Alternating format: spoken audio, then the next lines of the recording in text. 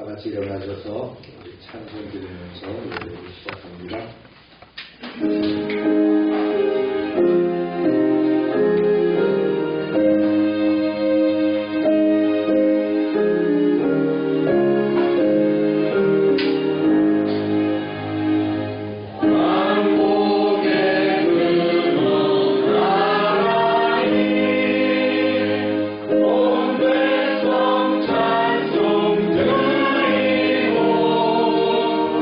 저 천사여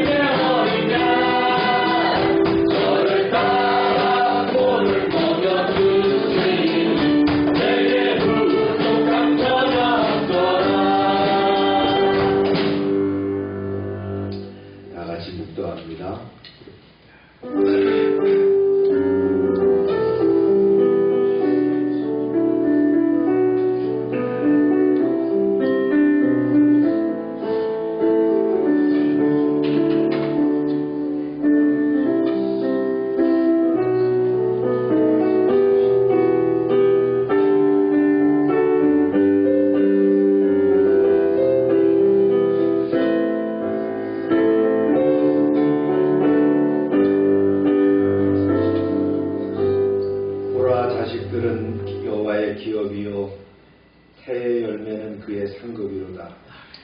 젊은 자의 자식은 장사의 수중의 화살 같으니 그것이 그의 화살통에 가득한 자는 복되도다. 이르시되 진실로 너희에게 이르노니 너희가 돌이켜 어린아이들과 같이 되지 아니하면 결단코 천국에 들어가지 못하리라.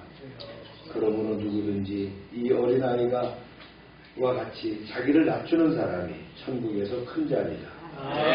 또 누구든지 내 이름으로 이런 어린아이를 영접하며 곧 나를 영접함이니 또 아비들아 너희 자녀를 노엽게 하지 말고 오직 주의 교훈과 훈계로 양육하라.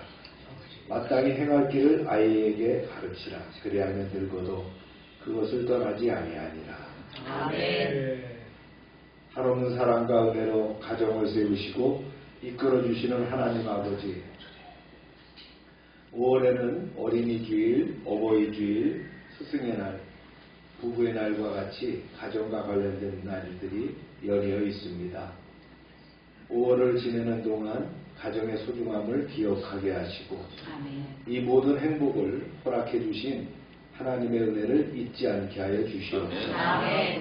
오늘은 어린이 주일을 맞이하여 하나님께서 맡겨주신 사랑하는 자녀들의 손을 잡고 함께 예배합니다.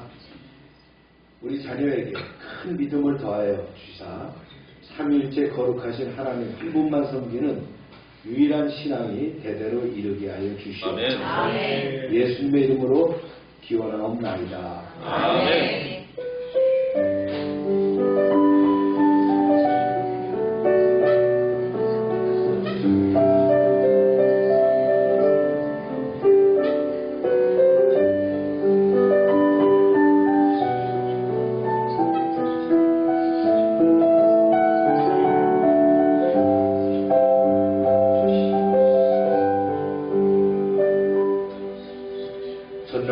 천지를 만드신 하나님 아버지를 내가 믿사오며 그의 아들 우리 주 예수 그리스도를 믿사오니 이는 성령으로 잉태하사 동정녀하게 하시고 본디오 빌라도에게 고난을 받사 십자가에 못 박혀 죽으시고 장사한 지 사흘 만에 죽은 자 가운데서 다시 살아나시며 하늘에 오르사 전능하신 하나님 우편 앉아 계시다가 저희로서 산자와 죽은 자를 심판하러 오시리라.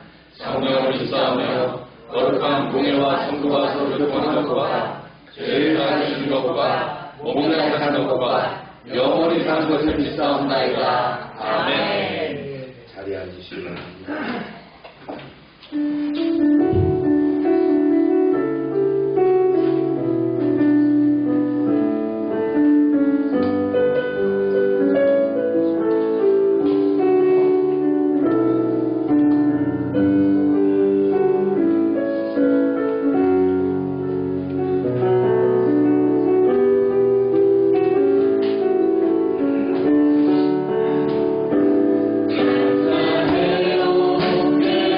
감사해요.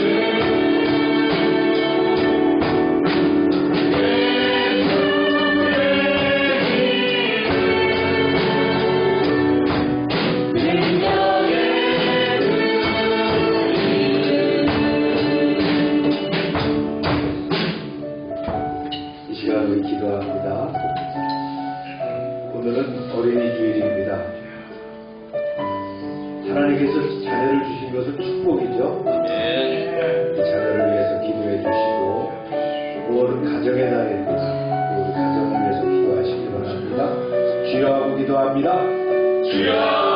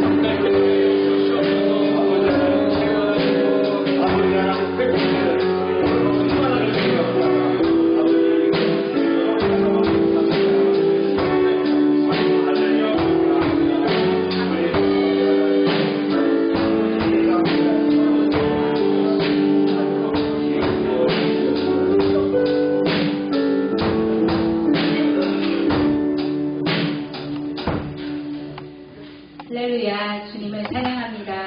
한 주간 동안도 주님 안에서 지켜주시고 인도하여 주신 은혜에 감사를 드립니다.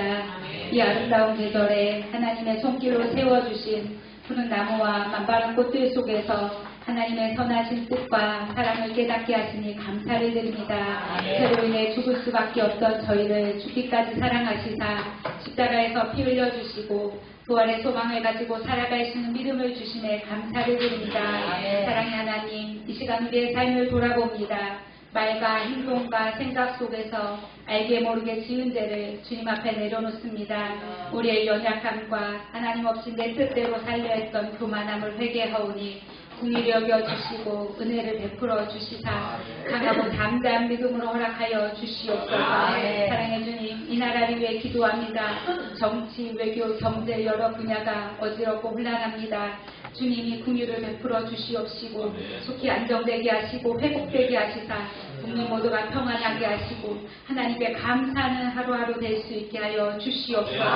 또한 한 달여 남은 대통령 선거가 있사오니 주님이 간섭하여 주시옵시고 주님이 주관하여 주시옵소서. 사랑해 주님, 특별히 이번 주일은 어린이 주일로 주님 앞에 예배를 드립니다. 열방교회 다음 세대를 위해 기도합니다. 우리의 자녀들이 예수님을 인격적으로 만나 구원의 기쁨을 누리게 하여 주시옵시고 하나님 나라를 세워가는 귀한 일꾼들로 자라나게 하여 주시옵소서.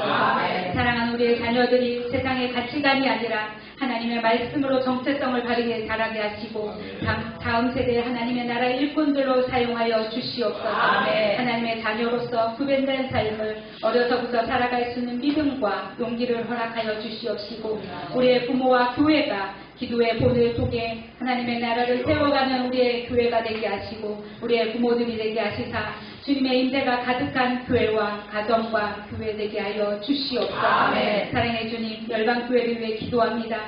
작지만 강한 교회로서 진리의 말씀 위에 굳게 서게 하여 주시네 감사합니다. 세상의 빛과 소금의 역할을 감당하는 교회 되게 하여 주시네 감사합니다. 아멘. 한 성도 한 성도마다 같은 자리에서 최선을 다하게 하시고 교회를 사랑하게 하심에 감사를 드립니다. 올해 주신 말씀처럼 모든 것이 합력하여 선이루게 하시고 이 귀한 교회를 이루어나갈 수 있는 우리 열방교회 되게 하여 주시옵소서. 사랑하는 우리 목사님을 위해 기도합니다. 날마다 영육간에 강건케 하여 주시옵시고 기력이 세하지 아니하게 하여 주시옵시고 말씀해 주신 열방교회를 이끌어가기에 부족함이 없도록 성령의 능력으로 붙들어 주시옵소서.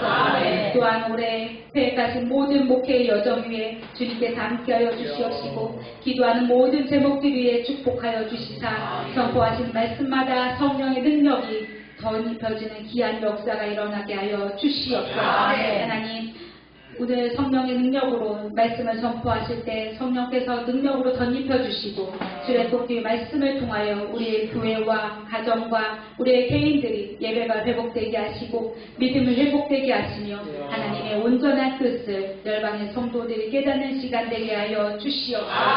시간 함께하는 우리의 못한 성도들을 기억하여 주시고 성령께서도 동일한 대로 함께하여 주시며 하나님 아버지 오늘부터 휴가를 떠난 우리 담임 목사님이 기억하여 주시사 안전하게 잘 다녀올 수 있게 하여 주시옵시고 성령께서 시간마다 하나님 안전하게 도와주시며 아버지 힘을 얻는 귀한 시간 될 수 있도록 하나님이 도와주시옵소서. 또한 하나님 연휴가 있습니다. 하나님 많은 사람들이 이동하고 아버지 많은 사람들이 아버지 하나님 연휴를 떠날 터인데 하나님이 안전하게 하시며 하나님의 도우심 있는 시간들 될 수 있게 하시고 하나님의 인도하신 가운데 아버지 하나님의 사랑을 깨닫는 시간 될 수 있게 도와주시옵소서. 우리의 길이요 진리요 생명 되신 예수님의 이름으로 기도합니다.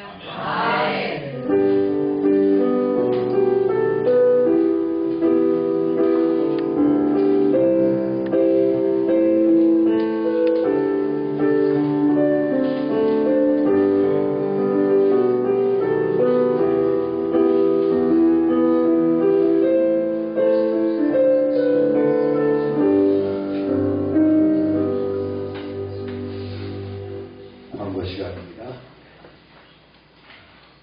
오늘은 어린이 주일이고요. 다음 주는 어버이주일입니다. 5월 한 달이 가정의 날이죠. 에브리데이 가정의 날이지만 우리가 특별히 5월 한 달 또 가정을 돌아보는 그런 시간이 되길 축복합니다. 우리가 전도하는데 마음을 다하고요. 큐티 생활화 해주시기 바랍니다. 어린이날 선물 나눔 하도록 하고요. 오늘 잔치국수와 오렌지입니다. 기도의 말씀드렸지만 제가 7일까지 휴가고요. 8일날 신병교육 수요식 제가 참석하도록 하겠습니다. 요즘은 핸드폰을 사용하니까 토요일 일요일마다 전화해갖고 할아버지 할머니 뭐 이모 할머니까지 막 꼭 수요식에 오라고 전화를 드리니까 해병 1316개화입니다. 범기 형제가 몇 개요? 저 1259기. 왕성배네. 요즘 그 훈련받는 모습을 그 유튜브에다가 다 올려놨어요.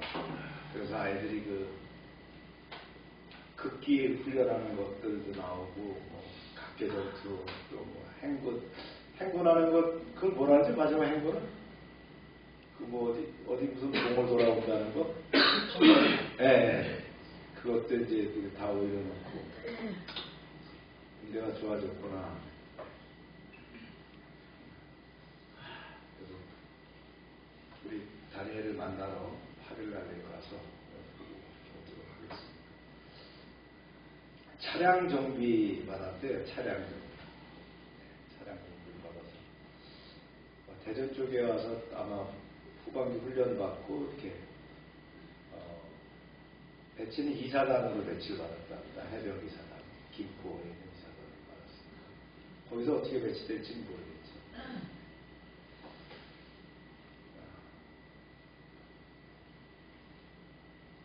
아동센터 프로그램들 진행되고요. 참빛선 교회는 그 기숙사 주변 정화조 작업도 했고요. 답답초등학교 교사들과 수양회를 2박 3일 동안 가졌답니다. 이과에 그 선교사님 숙소가 있는데 그 숙소를 기점으로 이렇게 수양회를 했다고 합니다. 그렇죠? 공립학교 교사들이 수양회에 참석하기는 쉽지 않은데 우리가 급식을 하다 보니까 이런 또 전도의 문이 열리는 것 같습니다. 안티폴로 호프 미션 크리스찬 스쿨 미션 트립이 5일부터 9일까지 선교사님과 함께 민도로에서 진행될 예정입니다. 읽어볼까요? 시작. 모든 것이 하나님께서 선을 이룹니다. 말씀을 읽습니다. 시작.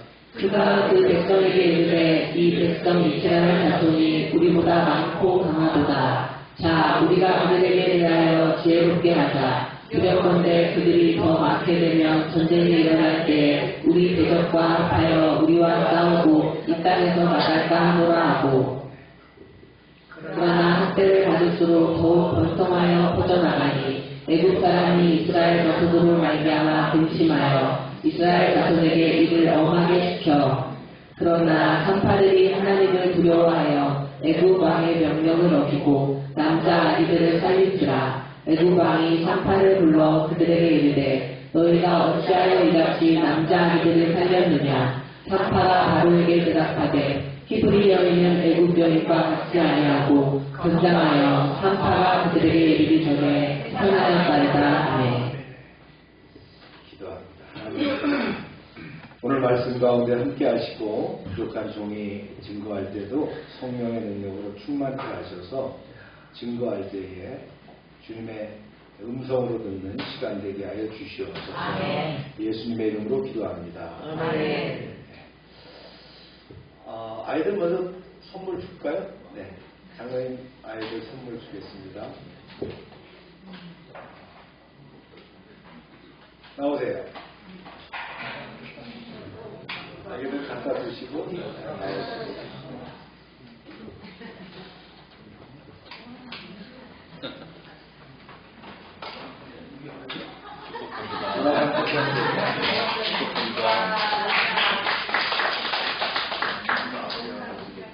우리 홍교 회원은 큰 아이시죠?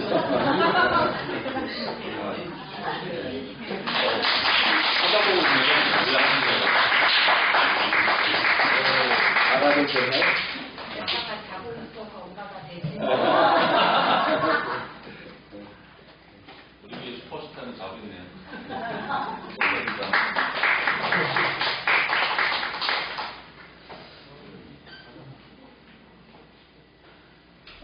우리 아이들을 위해서 잠깐 기도하겠습니다.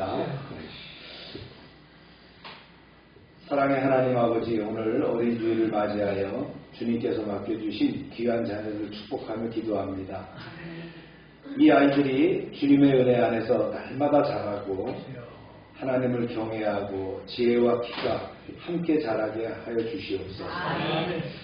주님을 사랑하며 이웃을 사랑하는 마음을 품고 세상 속에서도 빛과 소금의 역할을 감당하는 아이들이 되게 하여 주시옵소서. 하나님, 이 아이들이 어려서부터 주의 말씀을 가까이 하며 믿음의 뿌리가 깊어져 흔들림 없는 주님의 제자로 세워지게 하옵소서. 어떠한 환경에서도 주님을 의지하고 기도와 말씀으로 승리하는 삶을 살아가게 하여 주시옵소서. 세상의 유혹과 악한 길에서부터 이 아이들을 지켜주시고 맑은 마음과 정직한 영으로 주님 앞에 서게 하여 주시옵소서.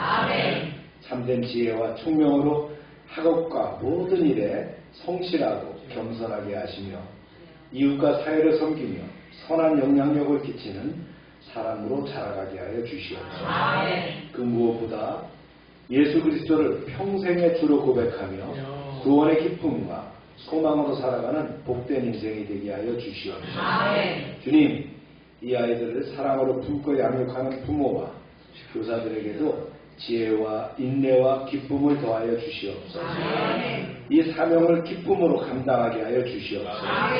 우리의 자녀들이 주 안에서 복된 인생을 살아가도록 인도하실 예수 그리스도의 이름으로 축복하며 기도합니다.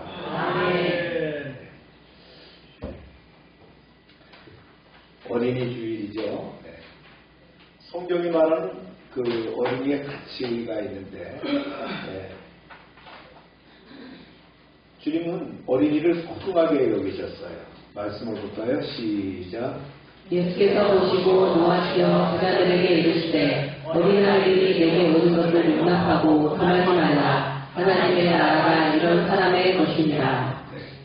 아이들을 단순히 어린이를 단순한 그 미성숙한 존재로 보지 않으셨다는 거죠. 하나님 나라에 합당한 자로 인정하셨다. 우리가 어릴 때는 빨리 크고 싶어요, 그죠? 그러나 어릴 때든 나이가 들든 그 똑같은 인생입니다. 주님 그렇게 보셨다. 신앙을 본받으라고 하셨어요. 네, 말씀 볼까요? 시작. 이르시되 진실로 너희에게 이르노니 너희가 둘이서 어린아이들과 같이 되지 않으면 결단코 천국에 들어가지 못하리라. 어린이의 그 순수함과 신뢰하는 태도가 신앙의 본보기라는 것을 가르치셨습니다. 예수 믿고 구원받는 것이 복되지만 가능하면 빨리 예수 믿고 구원받는 것이 복된 인생을 사는 겁니다. 그래야 더 상급을 많이 쌓아갈 수가 있겠죠. 그 다음에 이제 부모의 책임을 말씀하셨어요. 볼까요? 시작. 또 아버지가 너희 자녀를 노엽게 하지 말고 오직 주의 교훈과 훈계로 양육하라. 부모와 어른들이 사랑과 교훈으로 양육할 책임을 명시하셨어요. 아이들이 스스로 크지 않습니다. 그렇죠? 부모가 키우는 거예요. 잘 키우면 이제 어느 정도 크게 되면 이제 자기가 쑥쑥 커나가잖아요. 그 다음에 이제 주님은 하나님의 선물이다라는 것을 말씀하셨어요. 네. 시작. 보라 자식들은 여호와의 기업이요 태의 열매는 그의 상급이로다. 네. 어린아이는 그 하나님의 특별한 축복이며 그 자체로 존귀한 존재임을 말씀하셨어요. 이런 귀한 아이들이 이제 출산율 때문에 우리가 참 어렵다는 거예요. 우리가 이제 아기가 있어서 아기의 울음소리를 들을 수 있다는 것이 굉장한 축복입니다. 한 마을에도 아기 울음소리가 그친 지가 10주년이 된 그런 마을들이 많아요. 참 안타깝죠. 이 어린이에 대한 교회 책임이 있어요. 제가 한번 만들어 봤어요. 시작. 복음을 전하고 예수님을 알게 할 책임.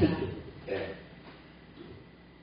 어린아이는 단지 교회의 미래가 아니라 지금 이 순간 하나님의 백성이라는 거예요. 교회는 복음을 쉬운 언어와 방식으로 어린이에게 전해야 합니다. 어릴 때부터 믿음의 훈련이 잘 들어가야 되죠. 두 번째는 안전하고 사랑이 넘치는 환경을 제공해야 됩니다.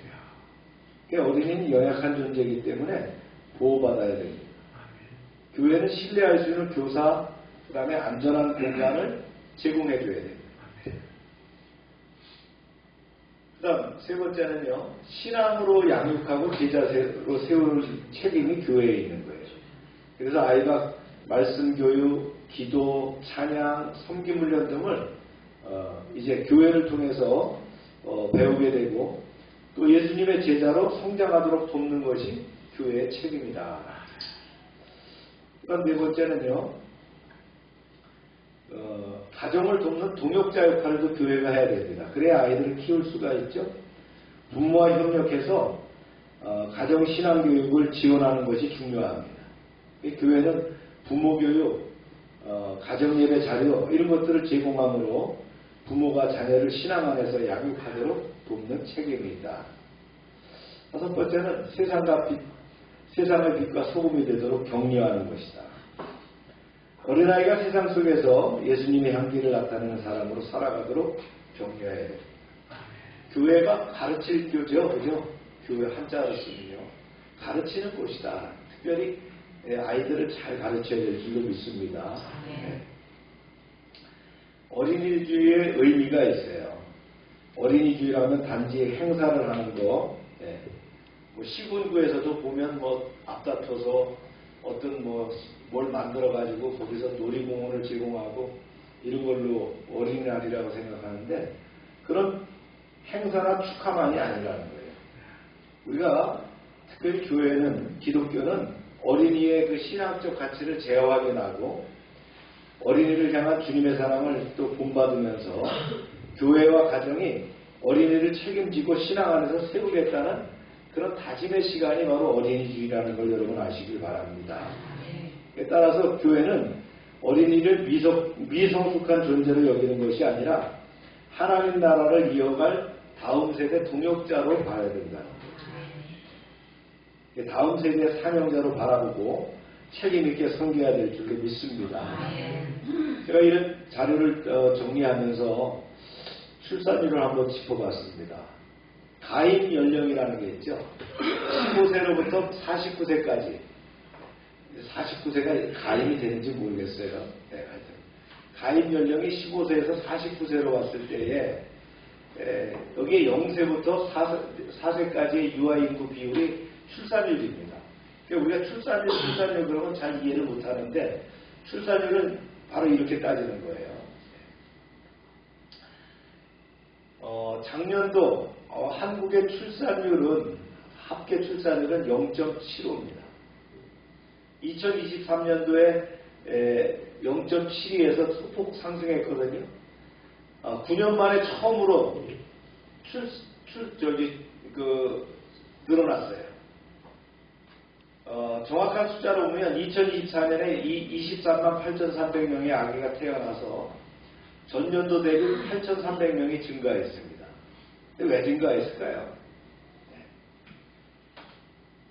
이런 증가의 원인을 보면 코로나19로 인해서 연기되었던 결혼의 회복과 30대 초반의 인구가 증가되는 것을 지목할 수가 있다.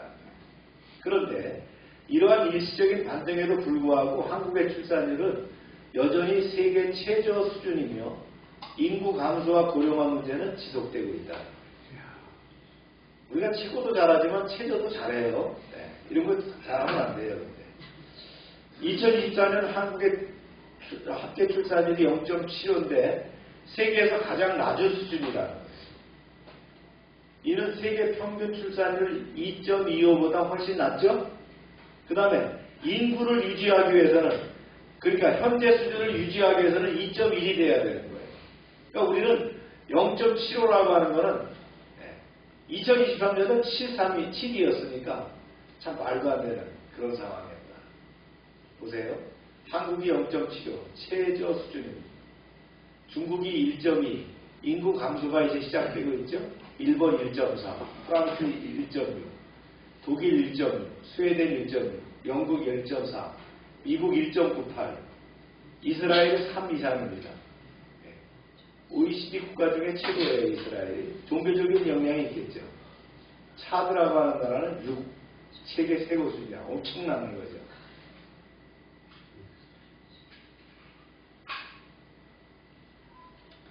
어제 이제 저희가 장애어른 그 일주기 추모 예배를 드렸습니다. 그래서 6남매거든요. 처가가 6남매인데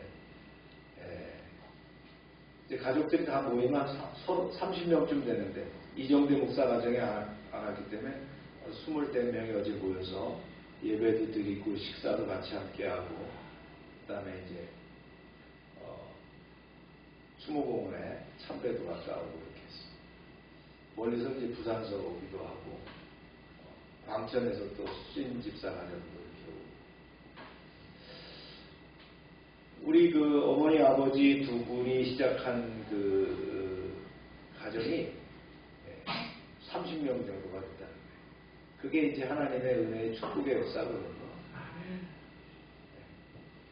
그런 시대를 열어가야 되는데 지금 0.75라고 하면 어떻게 해요? 쪼그러드는 거예요. 이 상태로 계속 가면 어떻게 합니까? 대한민국은 문을 닫습니다. 생산력이 나타나지 않는 거예요. 그래서 국가 정책적으로도 참 신중하게 해야 될 그런 상황이 아닌가 이렇게 생각이 돼요.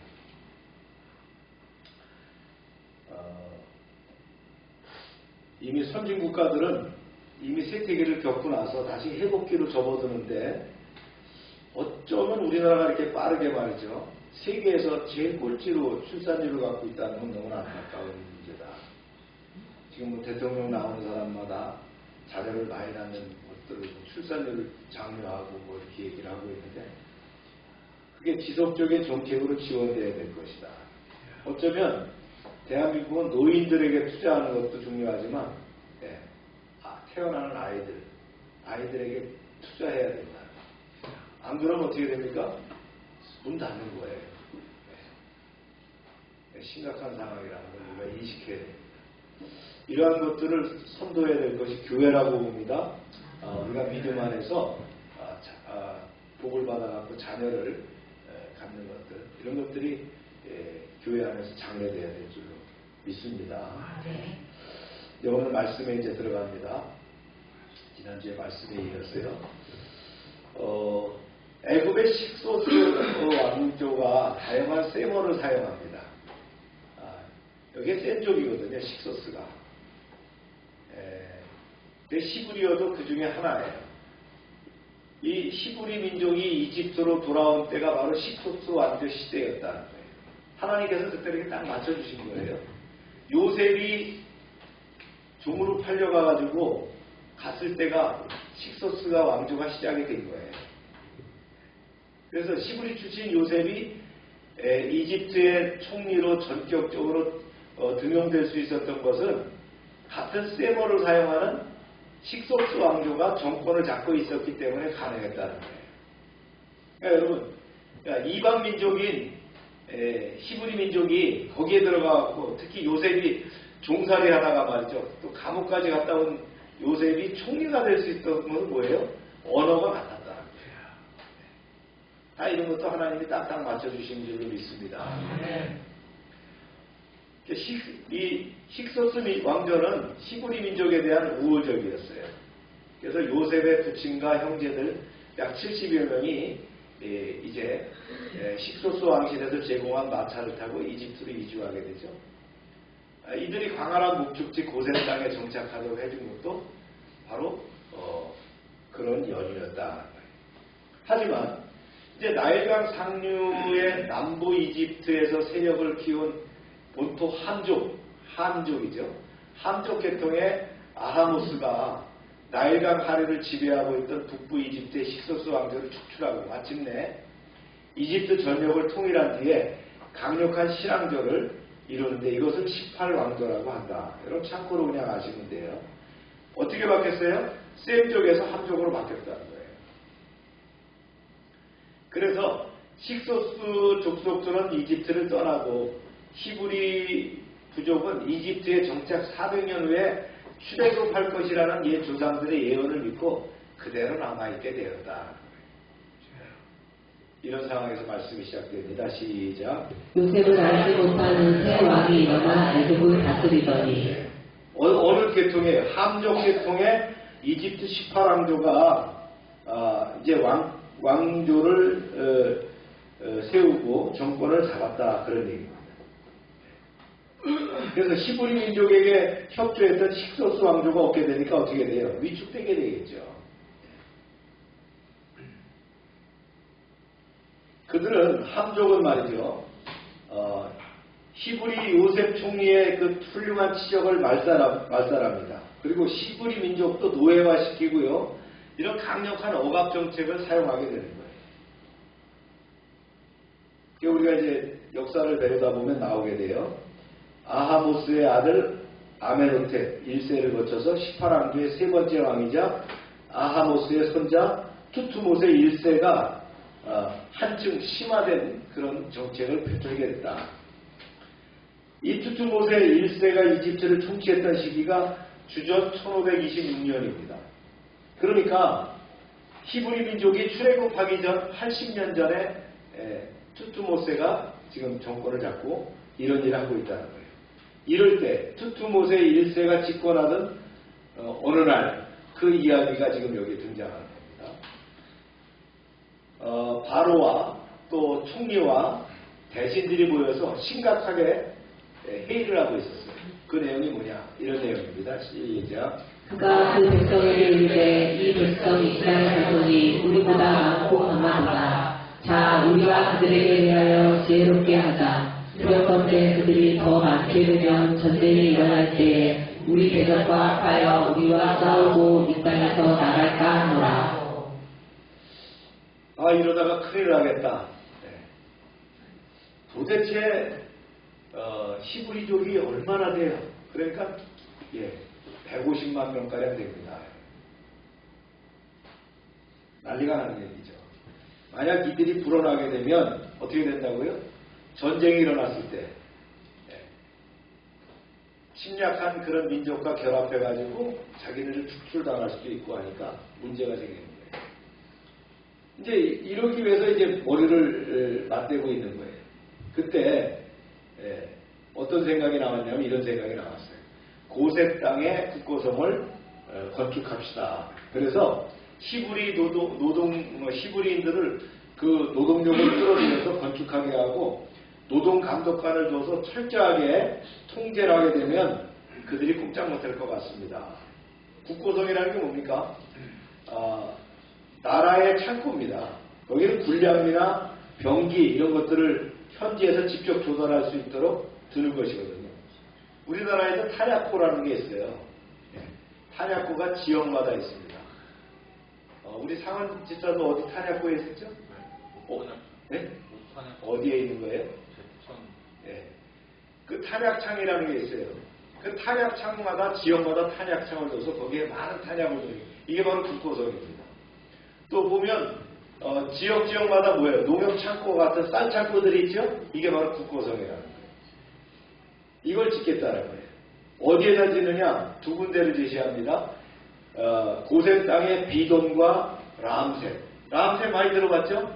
네, 여기다가 이제 짓겠다라는 거예요. 그게 바로가 겁니다. 당장 시행해라. 네. 그거 좋은 생각이다. 우선적으로 노동력을 착취해갖고 피곤하게 만들어가지고 꼼짝 못하게 통제하겠다. 그래서 이제 이렇게 진행합니다. 시작. 감독들을 그들 위에 세우고 그들에게 무거운 짐을 씌워 괴롭게 하여 그들에게 다보를 위하여 국고성 비돈과 람셋을 건축하게 하리라. 네. 노동력을 착취하는 거예요. 고용을 취하게 하는 거예요. 그렇게 해가지고는 통제하겠다 이렇게 했어요. 그런데 어떻게 됐어요? 이런 상황이 됐어요. 시작. 그러나 학살을 받을수록 더욱 번성하여 퍼져나가니 애국 사람이 이스라엘 자손으로 말미암아 근심하여 이스라엘 자손에게 이를 엄하게 시켜 어려운 노동으로 그들의 생활을 괴롭게 하니 곧 흙 이기기와 벽돌 굽기와 농사의 여러 가지 일이라. 그 시키는 일이 모두 엄하였더라. 진흙을 갖다가 말이죠. 볏집단을 갖다가 섞어가지고 만들죠. 그게 흙벽돌이잖아요. 네. 그런 걸 만드는 일을 시켰어요. 아주 엄하게 시키는 거예요. 그러니까 아침부터 막 노동을 저녁까지 시키니까 어떻게 해요? 집에 가서 저녁 먹고 빨리 자는 거예요. 네. 빨리 자다가 눈 뜨면 뭐예요? 애 만드는 거예요. 그러니까 애가 점점 늘어나는 거야. 노동을 시키면 애들이 줄어들 거라고 생각했는데 애들이 더 늘어났단 말이야. 인구가 더 늘어났다. 이런 상황이 됐다. 이 말씀을 이제 정리해보면 그렇습니다. 이게 서론 부분이거든요. 이스라엘 자손이 수적으로 이제 드러나자 누가 두려워해요? 애굽왕 바로가 본격적으로 두려워하면서 박해를 가는 장면이 나왔죠. 뭘로요? 힘으로 박해를 하죠. 노동력을 착취함으로 박해를 하려고 했다는 거예요. 네. 이런 내용들입니다. 이렇게 했지만 결국은 실패를 하게 되죠. 여기서 이제 얻을 수 있는 교훈이 뭐냐면 택한 백성들이 당하는 고난과 연단은 곧 그것을 통해서 더 큰 구원의 역사를 이루고자 하시는 하나님의 선하신 뜻과 섭리가 항상 내포되어 있다. 그렇습니다. 하나님의 백성이 고난당하고 연단당하는 데는 거기 뭔가 하나님의 큰 뜻이 있다는 걸 우리는 알아야 됩니다. 역사적으로. 네. 그렇습니다. 두 번째는요. 이스라엘의 번성과 고난은 이 땅에서 살아가는 성도들의 삶의 이중적 정황을 보여준다. 어떤 정황이에요? 성도들은 이 땅에 살아가는 동안에 본래 하나님의 축복과 번성을 받는 존재지만 현실적으로는 사단의 세력이나 세상의 핍박으로 끊임없이 고통당할 수밖에 없다. 이걸 늘 우리는 기억해야 됩니다.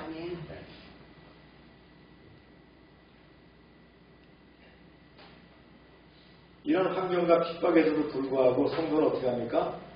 궁극적으로 승리한다라는 사실을 분명히 알고 믿음으로 승리해 나가야 돼요. 꺾이면 안 되는 거예요. 그래서 고난은 오히려 성도의 신앙을 성숙하게 하는 그런 발판의 역할을 한다. 할렐루야. 이제 말살 정책을 취하게 됩니다. 고역 정책으로도 안 되니까 이걸 어떻게 할 것이냐. 그랬더니 의견을 하나 내놨어요. 어떤 의견을 내놨냐.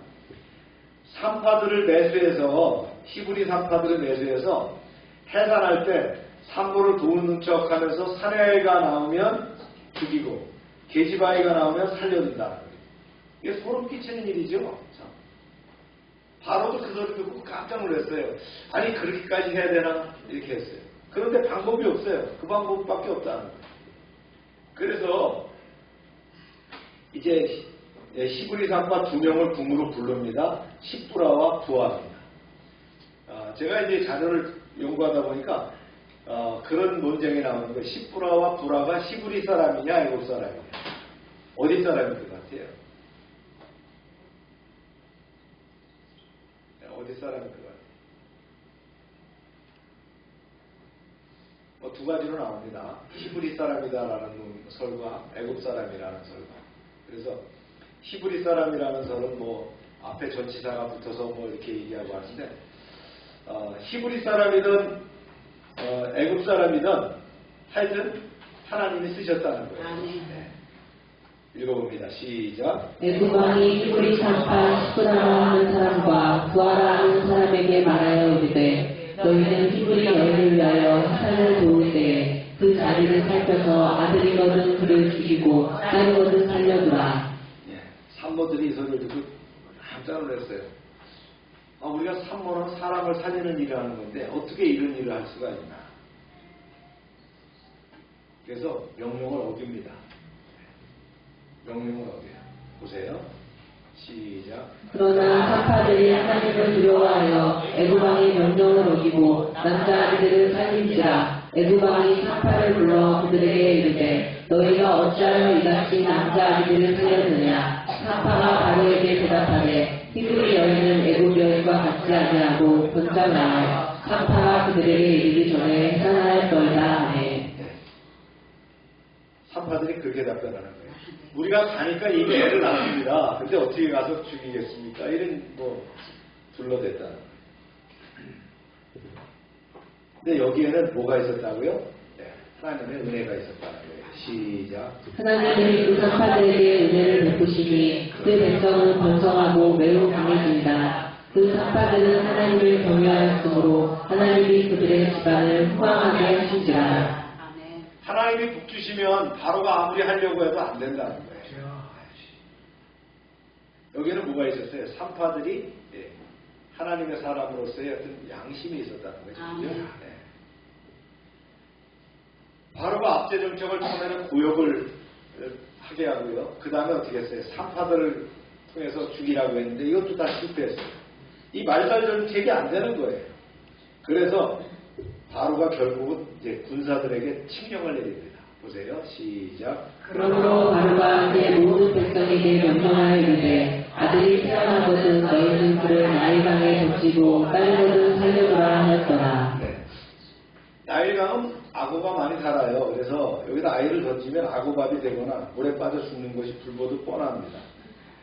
바로의 명령을 무시할 수 있어요?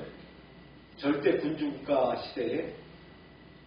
우리 기억하죠? 팔레스틴 통치자 헤롯 대왕이 아기 예수를 죽이고자 어떻게 합니까? 2살 이하의 아이들 다 죽이라고 했잖아요. 베들레헴에 있는. 그렇죠? 이런 시대였으니까 안 죽일 수 없다는 거예요. 특히 이방 민족인 그 히브리 민족이 무슨 힘이 있겠어요. 그러니까 아이를 낳으면 나일강에 보낼 수밖에 없는 거예요. 그래서 야곱의 후손이 이스라엘 백성이 민족 말살의 위기에 처했다는 거예요. 이때가 언제냐? 가나안 땅을 떠나서 이집트에 온 지 350년이 됐을 때다. 하지만 히브리 민족에 대한 이집트 사람들의 이 같은 가혹한 핍박은 사실 옛날에 이미 예언되었던 거다. 창세기 15장에 보니까 400년 동안 종살이를 하다가 이제 거기서 나오게 할 것이다라는 말씀을 이미 주셨잖아요. 하나님의 그 구원의 역사는 한치의 오차 없이 착착 진행되고 있다. 할렐루야. 그렇습니다. 바로는 인구 억제 정책을 하나로서 히브리인들에게 심한 노역을 부과했지만 결과는 실패했어요. 곧 이어서 탄압의 강도를 더해서 새로 태어나는 히브리 사내를 모조리 살해하기에 이르릅니다. 하지만 이 극악한 정책마저도 하나님을 두려워하는 두 산파의 불복종으로 실패하고 맙니다. 그러니까 산파 두 명이 다 했습니까? 그게 아니에요. 여기서 산파라고 하는 건 지금으로만 산부인과 의사선생 되는 거고요. 그 밑에 그 돕는 사람들이 있겠죠. 그렇게 생각하면 되는 거예요. 이에 이제 바로는 더 강력하게 애굽 전역에서 히브리 신생아 남아는 살해를 공개적으로 명령했다는 거예요. 히브리인들은 심각한 생존의 위기로 몰아넣게 되었어요. 하지만 놀라운 것은 이러한 죽음과 위경의 그림자가 짙게 드리웠지만 하나님의 구원의 손길은 더 활발하게 움직이고 있었다. 그렇습니다. 이미 550년 전에 아브라함을 통해서 일깨워 주셨죠. 하나님은 늘 이스라엘 민족을 이렇게 이끌어 나가시는 거예요. 할렐루야.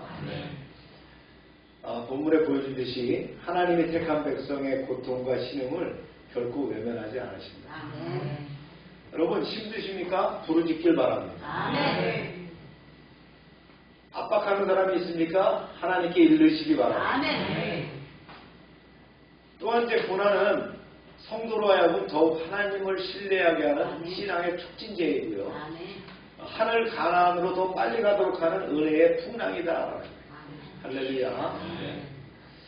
오늘 말씀을 이제 적용을 통해서 나눠보자. 오늘 말씀의 제목은 뭐냐면요. 고난 속에서 하나님의 백성은 강해진다. 이걸 바꿔서 말하면 고난 속에서도 하나님의 사람은 강해진다. 우리 인생에 때로는 이해할 수 없는 고난과 압제가 찾아옵니다. 뭐 잘못해서가 아니에요. 그것이 그냥 다가올 때가 있다. 그러나 성경은 분명히 말합니다. 그 어떤 어려움도 하나님의 백성을 무너뜨릴 수 없다는 거예요. 출애굽기 1장 8절에서 22절 말씀을 통해서 우리가 고난 중에도 하나님의 백성이 어떻게 강해지나 어떻게 성장하는가를 살펴보고자 합니다. 그 첫 번째로가 뭐냐면요. 하나님을 알지 못하는 세상은 두려움 때문에 하나님의 백성을 억압한다.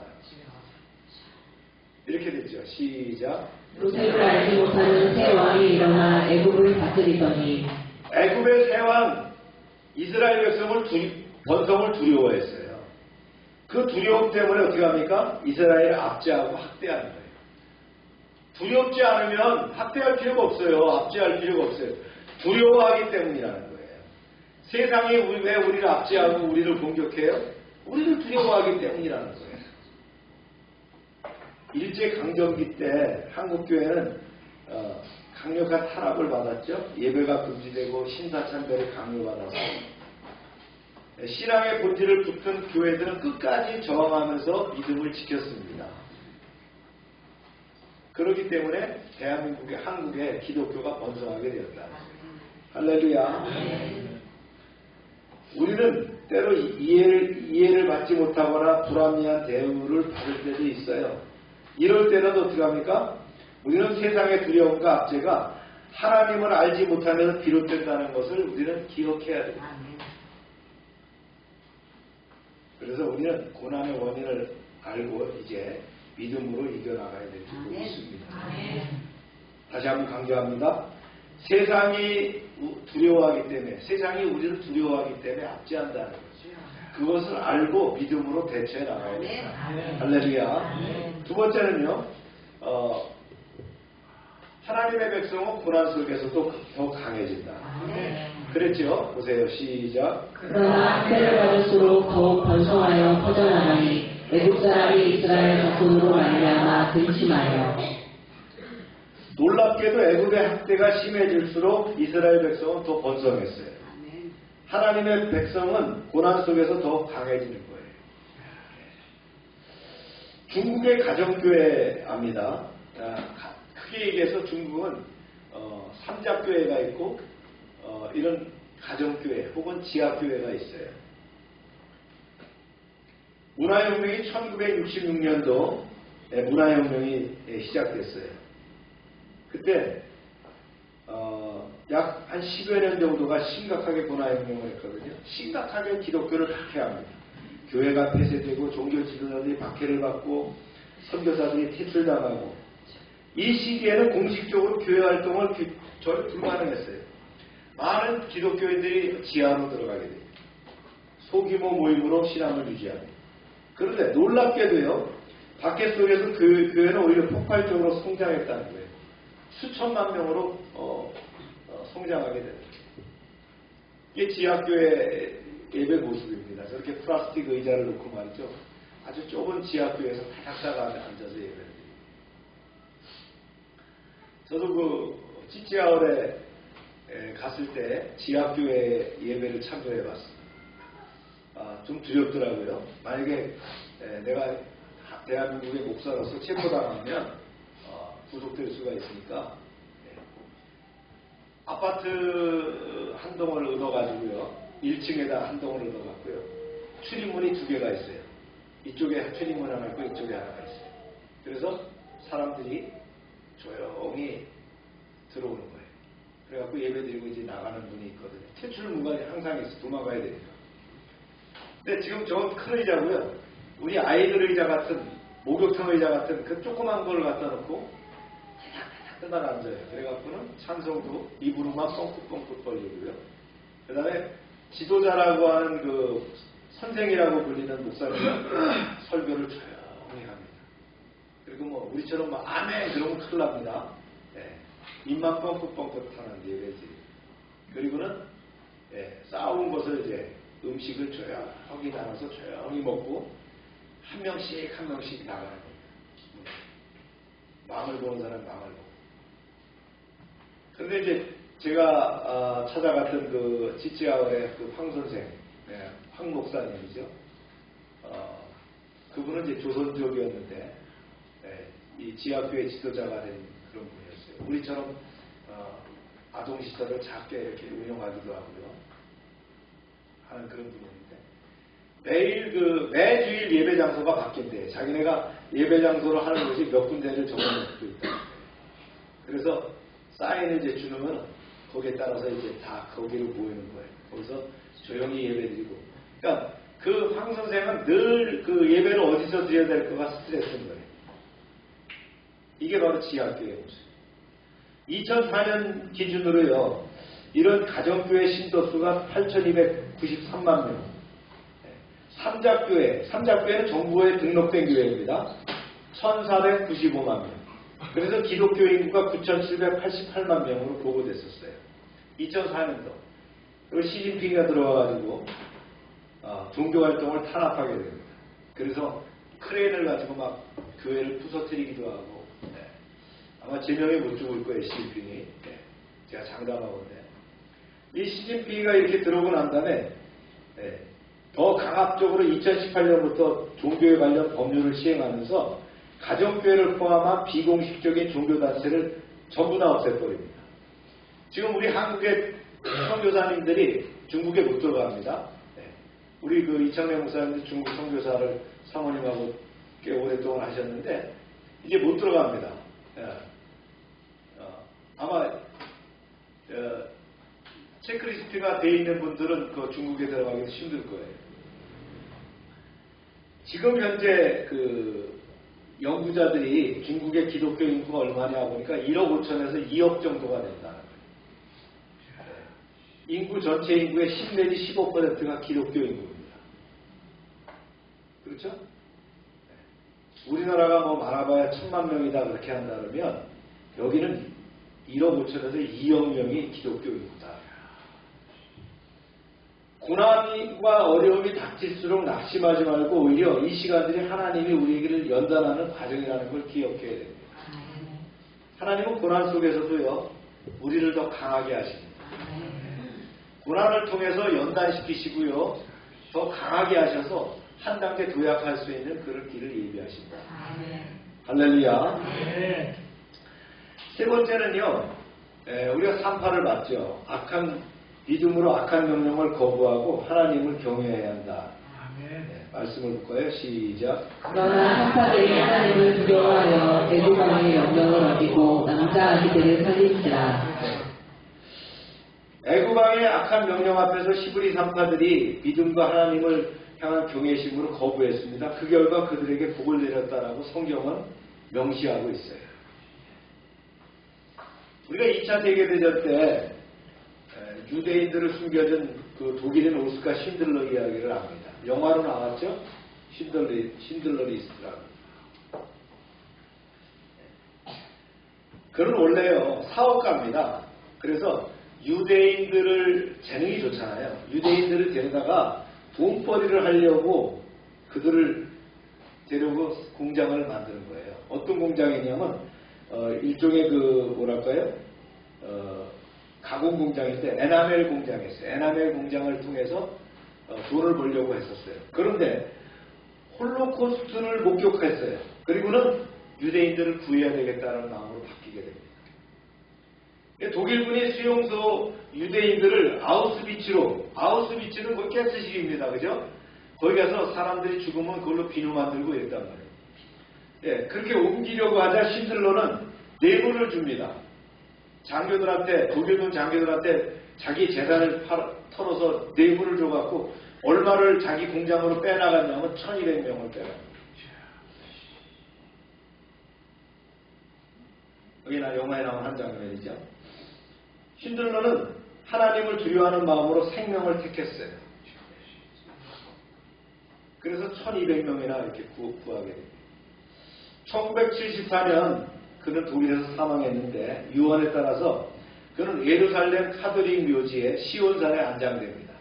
그 묘지에 뭐라고 되어 있냐면 예루살렘에 묻힌 유일한 나치당원. 신들러가 나치당원이었거든요. 그런 상징적인 평가를 받게 됐습니다.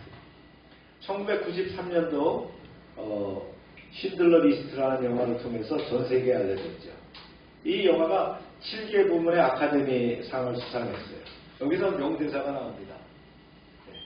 더 구할 수 있는데 누굴요? 유대인들을. 구하면 사는 건데 2차도 팔았어야 했어. 그랬으면 10명을 더 살릴 수 있어요. 차 한 대 값으로 뇌물을 줬으면 10명을 더 살렸다는 거예요. 이 훈장도 팔았으면 2명은 더 살릴 수 있었을 텐데 하는 전쟁이 끝난 후에 자기 가진 물건들을 보면서 더 많은 생명을 구하지 못한 것을 자책하는 대목이 나오죠. 훗날에 그의 공장과 관련된 시설들은 유적지가 돼서 세계적인 역사 교육의 장소가 됐습니다. 사랑하는 여러분, 우리 삶에서도 믿음을 타협하라고 강요하는 순간이 온다는 거예요. 이거 내가 믿음을 지켜야 돼? 내 이익을 위해서 따라야 돼? 그러나 우리는 그럴 때 세상의 압력을 두려워하지 말고 오직 하나님만을 경외하면서 믿음으로 지키는 용기를 가져야 될 줄로 믿습니다. 이 영화의 마지막에 이런 얘기가 나왔죠. 한 사람의 생명을 구하는 자는 온 세상을 구하는 것이다. 이게 탈무드를 인용한 대사인데요. 신들러를 향한 감사와 그 의미를 상징한 이 대사는 영화 전체의 그 핵심 메시지를 말합니다. 신들러가 구한 생명들이 그 자체로 전 인류를 구한다는 것과 같다는 유대인들의 감사와 찬사를 담은 그런 내용이 바로 이겁니다. 한 사람의 생명을 구하는 자는 온 세상을 구하는 것이다. 우리가 한 영혼을 구하는 것이 바로 온 세상을 구하는 것이다. 할렐루야. 이스라엘 백성이 겪은 고난은 참으로 힘들었습니다. 그러나 그들은 고난 속에서 하나님을 의지하고 하나님은 그들을 더 강하게 했습니다. 오늘 우리 앞에 놓인 고난도 마찬가지죠. 두려워하거나 좌절하지 말고 믿음으로 하나님께 나아가시길 축원합니다. 주님이 우리를 더 강하게 하시고 더 견고하게 만드실 줄로 믿습니다. 기도합시다.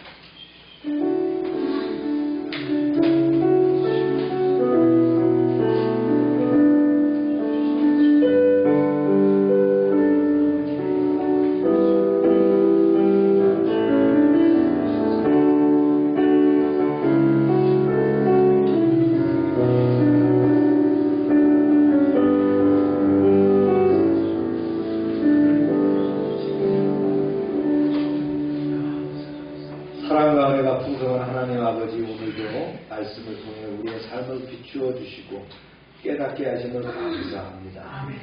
애굽의 바로왕이 두려움으로 하나님의 백성을 압제하였듯이 세상은 지금도 하나님을 알지 못하여 우리를 핍박하고 오해하며 힘들게 할 때가 있습니다. 그러나 하나님, 그 어떤 압제와 고난도 우리를 무너뜨릴 수 없음을 믿습니다. 고난이 깊어질수록 하나님의 백성이 더욱 강해지고 번성했던 이스라엘 백성의 역사를 통해서 우리도 믿음으로 고난을 견디게 하옵소서. 주님, 히브리 사파들이 세상의 악한 명령을 거부하고 오직 하나님만을 경외하였던 것처럼 우리도 삶 속에서 세상의 가치관과 유혹을 담대히 거부하고 믿음을 지키게 하여 주시옵소서. 세상이 우리를 압박할 때도 하나님을 더 두려워하고 경외함으로 흔들리지 않는 믿음을 허락하여 주시옵소서. 우리의 삶에 닥친 모든 어려움을 통해 오히려 더욱 강하게 성장하고 하나님 앞에 더욱 아름답게 세워지는 저희들이 되게 하여 주옵소서. 모든 고난 속에서 저희를 지키시고 이끄시는 예수 그리스도의 이름으로 기도하옵나이다. 다 같이 일어나셔서 565장 찬송하고 돌아왔습니다.